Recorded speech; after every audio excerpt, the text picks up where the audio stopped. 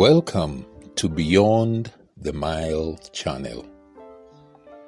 In today's video, I want to share certain observations that can help you in understanding the influence of birth order upon your life.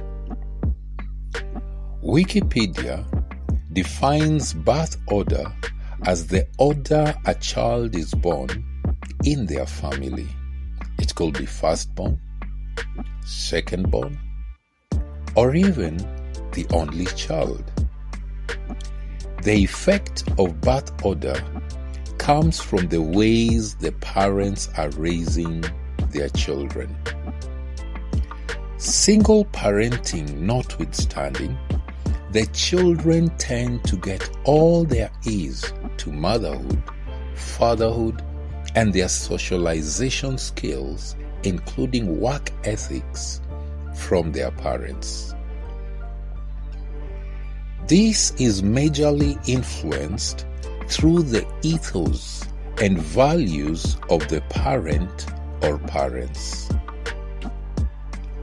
Do remember, in one of the videos, I shared that we operate in three spaces of life, namely family, work, and social space. Having understood that, you could be the firstborn, second or middle child, or just the only child in your family. And because behavior is both learned and taught in the three spaces of life, we shall major on the influence that comes out of the family space. Take note that in this space, each child is treated differently when being raised. The treatment varies from the firstborn to the lastborn or just the only child. No child is ever raised the same way like the other siblings because of the dynamics that tend to change over time. When the journey of parenting begins, one must realize that the parents will give off from what they know and what they have based their experience on. Please take a moment and subscribe, like, and share this video. Let us start off by looking at the firstborn. Being a firstborn is both an honorable position, yet again the most demanding to be in. A firstborn is normally raised to be everything their parents hope a child will be. In this phase, the parents' basis of parenting is their education and all that they have observed over time. Yet, they lack in the necessary experience. Many times, the firstborn is raised out of intuition. There are a lot of do's and don'ts. There's a keenness to raise the firstborn to emerge perfect. And in most cases, the firstborn never disappoints. You will find a tendency of raising the firstborn as a good manager or an administrator. The firstborn will also find themselves engaging and interacting with their other siblings like an adult. Unconsciously, they become a leader. And many times, they are most relied upon. They have a tendency of coming out controlling and always doing their duty with a sense of urgency. On the flip side, the firstborn has a tendency to beat down on themselves.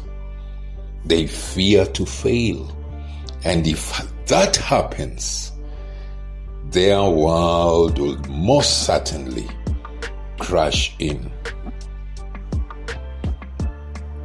They also don't respond very well when apprehended because of their failure. They tend to grow up strictly following the narrow path, so to speak.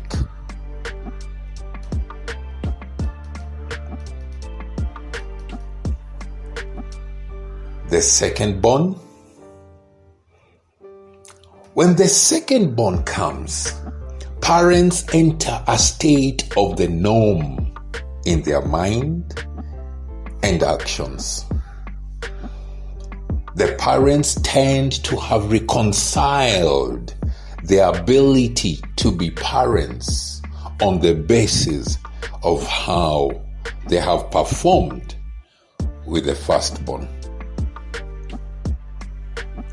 You will begin to see their rules and regulations, the terms and conditions that were applicable then being relaxed a little bit this time round.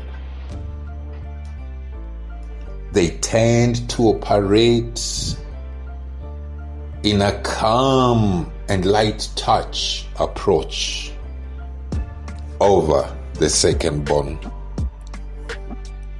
With this new approach in the family space, the second or middle child tends to enjoy being a people person. They come out funny and cheeky at times. And this is so that they can overcome the constant comparison made between them and the firstborn. They undertake life with a light touch, lacking in much seriousness. Should the thirdborn follow after, they suffer a sense of being left out. Therein, they begin to learn to make their own self-centered decisions quite early in the day. They cunningly fight for their space. They tend to avoid house chores while waiting for others to do the donkey work. They struggle to relate with their firstborn or older siblings as they look at them as appearing to be too rigid for them. They have a tendency of being rebellious. They thrive more with their friends rather than family members. They tend to look for love outside the family space. And if they lack to find that love, they will create their own space. However, they come across as great peacemakers. They tend to also engage diplomatically. They can work with both sides of the parties that are disagreeing. As the middle child, they learn very early how they must work unnoticed. They grow up knowing and thinking that their needs are never so important. They detest being apprehended for doing wrong by covering their wrong with humor. Because of their cheekiness, their apology is never treated with the seriousness it deserves.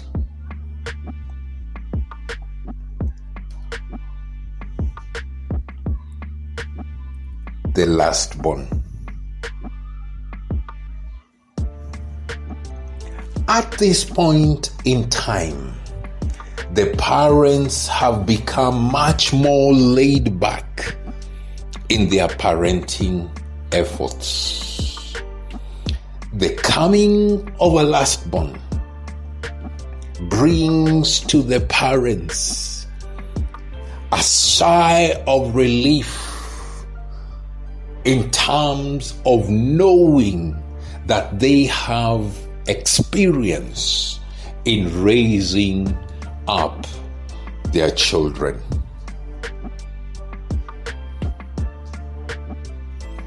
And because the parents have relaxed their do's and don'ts, the lastborn grows in a free environment. Almost anything can pass. The consequences that were feared before in making decisions are no longer a bother for the parents, for they know what to do and what not to do. The net effect of this is a free-spirited child, lovely yet manipulative child, one capable of putting a demand of attention on themselves, because after all, the parent will not react to them negatively. So they easily get away with a lot. They can work with a lot of charm and an outgoing personality. They emerge as great actors, full of adventure and risk-taking.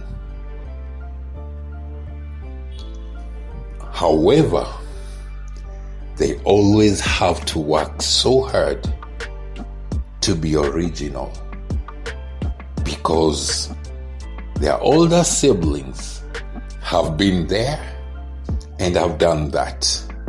So nothing the last one does is new anyway.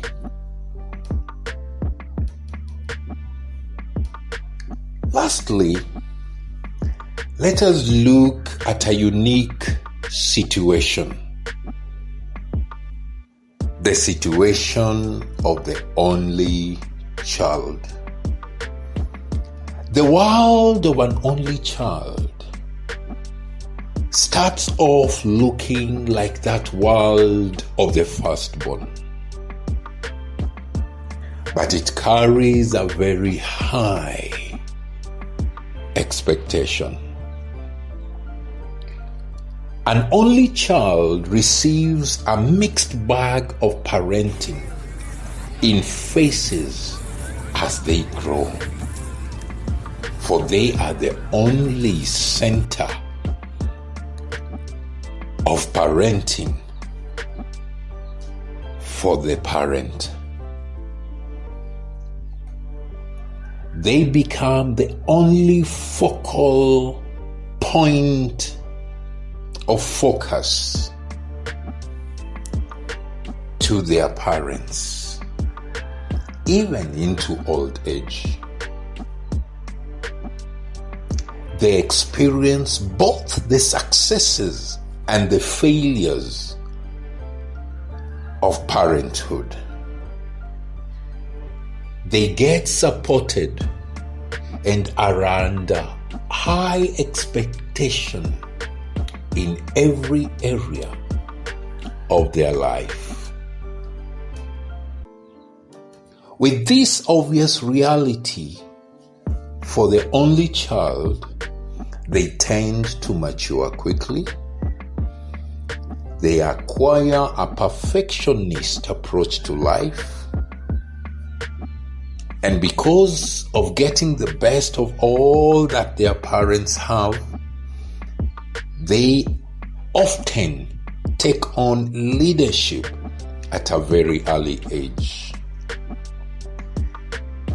However, because they have no siblings to interact with, an only child will need to be taught how to socialize and interact with others. They must also be taught to engage in a relaxed way of life. Something to note: boundaries must be made clearly between the parent and the child as to matters of decision making. Unrealistic expectation of parents can push the only child to respond negatively to the issues of life. The only child tends to see things they receive as a right rather than privilege. Therefore, in conclusion, the birth order can be affected also by the age gap between the children that are born. This will affect and impact in a different trajectory the outcome that could have been expected. Thank you. Please subscribe and share this video.